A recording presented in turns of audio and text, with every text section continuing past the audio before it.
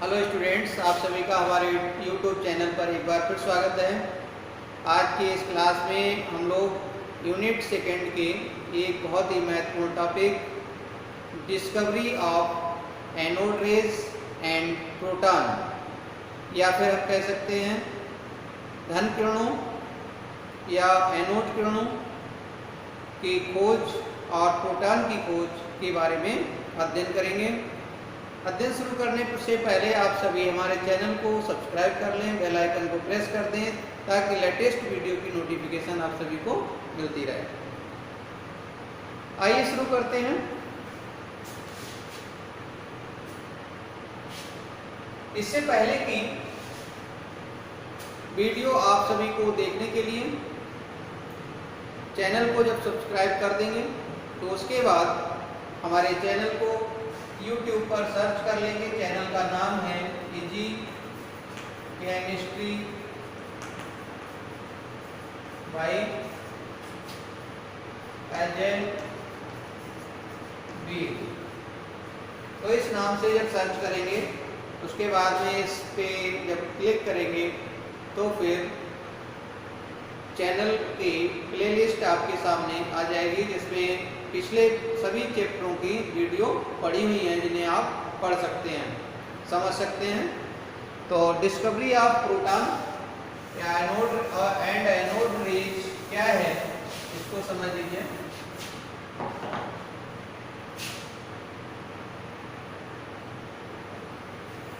Goldstein नामक वैज्ञानिक ने एक विद्युत विसर्जन नली ली जिसमें उन्होंने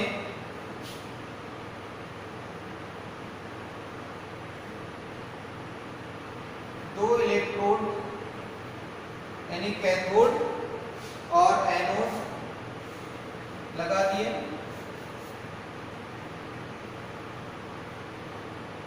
ये एनोड है और उन्होंने ये निर्वात पंप लगाया। ये यहाँ पर क्षेत्र युक्त कैथोड का प्रयोग किया। ये इसके क्षेत्र हैं। कैथोड और एनोड के बीच उच्च विभव स्रोत लगाया।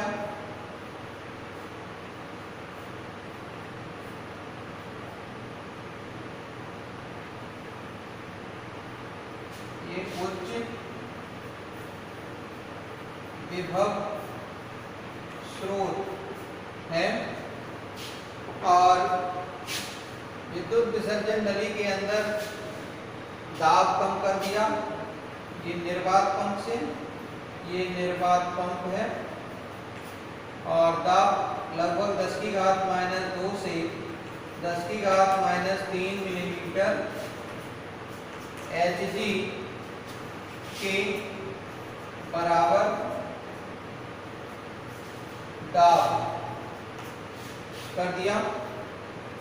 तो उन्होंने देखा कि एनोड से कुछ विशेष प्रकार की अदृश्य किरणें निकलती हैं जो कैथोड के छिद्रों में से गुजरकर कैथोड के पीछे वाली नली की दीवार पर पड़ती हैं और चमक उत्पन्न करती हैं।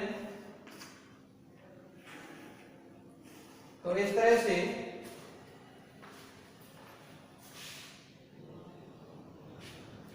चमक उत्पन्न करेंगी। इससे पहले आप सभी ने कैथोड किरणों के बारे में अध्ययन किया था। तो कैथोड से भी कुछ विशेष प्रकार की अदृश्य किरणें निकलती हैं जो एनोड की ओर चलती हैं और उन्हें हम कैथोड रेज कहते हैं। तो ये है कैथोड रेज या कैथोड किरणें। ये हैं कैथोड किरणें और ये है एनोड किरणें।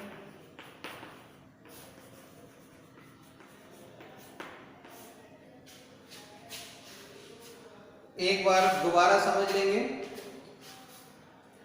सन 1886 में गोल्डस्टीन नामक वैज्ञानिक ने एक विद्युत विसर्जन नली ली, जिसमें एक तरफ उन्होंने एनोड और बीच में एक छिद्र युक्त कैथोड ले लिया।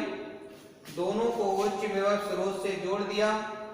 नली के अंदर निर्वात पंप द्वारा दाब कम कर दिया, लगभग 10⁻² से 10⁻³ मिलीमीटर पारे के दाब के बराबर दाब कर दिया और नली के अंदर बहुत ही कम यानी इतने दाब पर गैस ले ली। तो इन्होंने देखा कि कैथोड से कुछ विशेष प्रकार की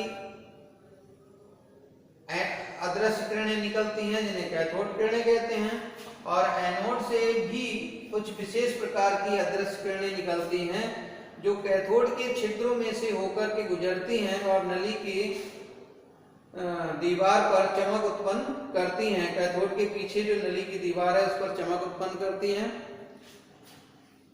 इन किरणों को एनोड किरणें कहा गया। ये किरणें, इनका अध्ययन रदरफोर्ड ने किया था और उन्होंने बताया था कि ये किरणें छोटे छोटे कणों से मिलकर बनी होती हैं जिन्हें हम प्रोटॉन कहते हैं। तो इस तरह से इसे कंप्लीट याद कर सकते हैं और इसके बाद इसके गुण समझ लीजिए। एनोड किरणों के गुण क्या हैं?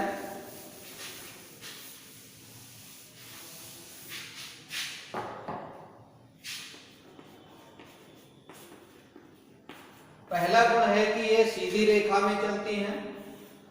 एनोड किरणों का पहला गुण है कि ये सीधी रेखा में चलती हैं। दूसरा गुण क्या है कि ये अपने मार्ग में रखे छेपड़ी पहिया को, पैडल व्हील जिसे कहते हैं, तो उसमें गति उत्पन्न कर देती हैं। अब जैसे कोई पहिया है इस टाइप का और इसमें पैडल लगा हुआ है, तो यहाँ से अगर कोई किरण आ रही है तो एक कण मान लीजिए यहाँ पे टकरा गया, कुछ कण टकरा गए, ये घूम गया, फिर अगला आया उससे टकरा गया, अब वो घूम गया, फिर तीसरा आया। इस टाइप से इसमें गति उत्पन्न हो जाती है। इससे सिद्ध होता है कि ये छोटे छोटे कणों से मिलकर बनी होती हैं जिन्हें प्रोटॉन कहते हैं। इसके बाद ये अगर इन किरणों को वैद्युत क्षेत्र में से गुजारा जाए तो ये ऋण प्लेट की ओर मुड़ जाती हैं, और अगर इन्हें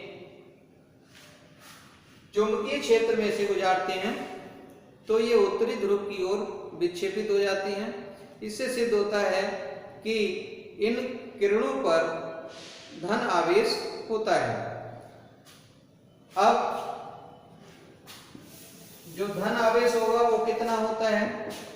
जो किरणें हैं वो प्रोटॉनों से बनी हुई हैं, तो प्रोटॉन पर एक इकाई धन आवेश होता है 1.6 × 10⁻⁻19 कूलाम के बराबर। तो इस तरह से इनके गुण भी हो गए और धन किरणों की खोज भी हो गई।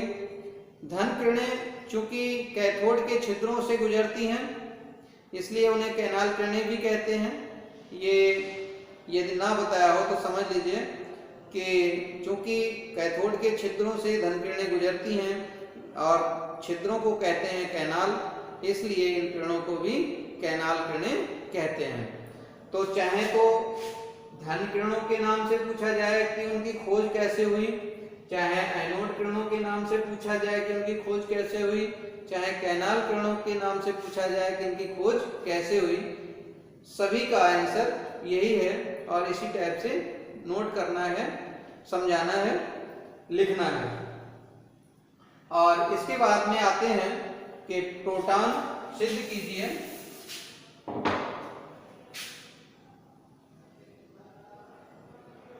अगला टॉपिक है